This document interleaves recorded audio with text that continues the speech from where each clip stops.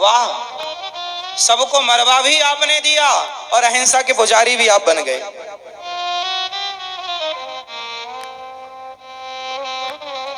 सोचिए उनके साथ क्या गुजरा होगा जो रातों रात अपने बच्चों को लेके भागे होंगे, अपना घर छोड़ करके, अपनी जमीन जायदाद छोड़ करके, अपने जेवर छोड़ करके, सारी जिंदगी कमाया होगा और सब छोड़ के एक पल में कि चलो भैया देश बट गया, चलो चलो चलो भागो। कहां कहां कौन कौन भागा, जितने आ गए वो तो आ गए, कितने मर गए कोई हिसाब नहीं है साहब उनका, जो मर गए उनका तो कोई हिसाब ही नहीं।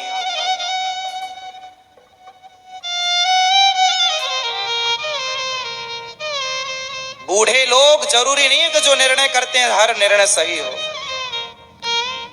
मेरी अपनी पर्सनल, जब मैं समझा इस चीज को तो मुझे लगा कि ये बिल्कुल गलत निर्णय था। जो जिद कर रहे थे उन्हें 2 थप्पड़ मार के बिठा देते चुपचाप। क्यों जी? अरे बंटवारा करना था तो अपने घर का करते, अपने बाप की संपत्ति का करते। देश की संपत्ति का बंटवारा करने का तुम्हें अधिकार किसने दिया था? तुम अपने बाप की दौलत का करते ना बंटवारा, जो तुम्हारे बाप ने तुम्हें दी है। तुम देश के बाप काहे बन गए? देश के बाप भगवान है, धरती के पिता कौन? तुम्हें वो माता, अच्छा पिता तुम्हें, भगवान बाप है सबके। तुम कब से बाप हो गए? झूठे ही बाप।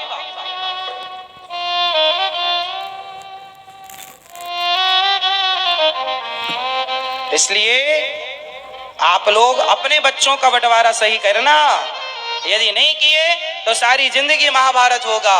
और महाभारत जब हुआ तो कौरवों का नाश हो गया, क्योंकि कौरव अधर्म के साथ थे। कौरव किसके साथ थे? जोर से, अधर्म के साथ। और हमेशा जीतता कौन है? धर्म। भगवान कृष्ण किनके साथ थे? धर्म के साथ। धर्मो रक्षति रक्षिता, धर्म की रक्षा करना चाहिए।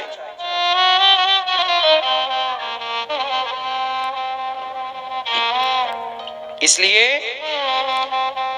आप लोग इन कथाओं से ना, ये कथाएं केवल सुनने की नहीं है, उतारने की है। यदि इन कथाओं के अकॉर्डिंग कोई जीवन जिए, हर बात का उदाहरण शास्त्रों से ले और सीखे, तो वो जीवन में खुश रहेगा। ये जीवन खुश रहने के मंत्र हैं। प्रसन्न रहो। तो कैसे प्रसन्न रहोगे?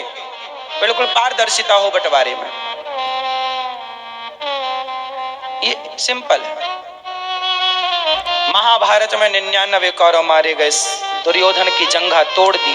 भीम भैया ने अश्वत्थामा द्रौपदी के 5 पुत्रों को मारता है और अश्वत्थामा द्रौपदी के 5 पुत्रों को दुर्योधन के सामने पेश करता है। ये रहे आपके 5 पांडव। दुश्मन दुर्योधन ने देखा ये पांडव नहीं तो पुत्र है।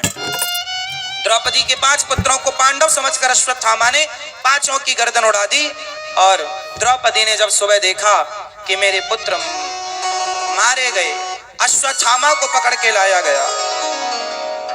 द्रौपदी के सामने द्रौपदी ने कहा, दया धर्म का मूल है, पाप मूल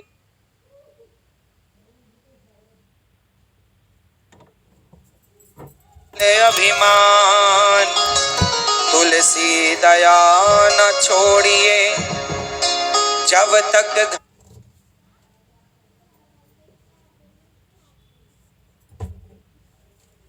घट में प्राण।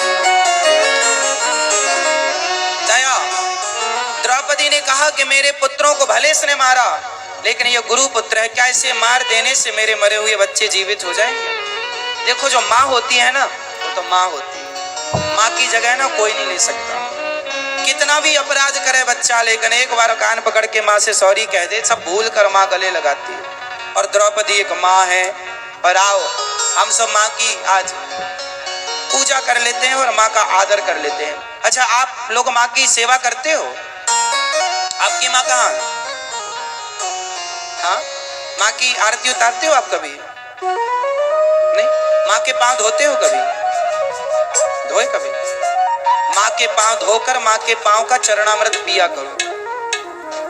गंगा जल से अधिक पवित्र होता है माँ के चरणों का चरणोदक। आप करते हो अपनी माँ की सेवा? पांव धोते हो माँ के? आरती उतारते हैं माँ की? नहीं उतारनी चाहिए। फिर नवरात्रि आती है ना, हम माटी की मूर्ति लाते हैं, जय माता दी जय माता दी जय माता दी, खूब आरती पूजा होती है। माटी की माता जी की तो खूब आरती उतरती है, पर जो सच्ची की तुम्हारी माता जी, उनकी आरती आप कभी नहीं उतारते। क्यों? वो माता जी नहीं है। अरे वो तो वो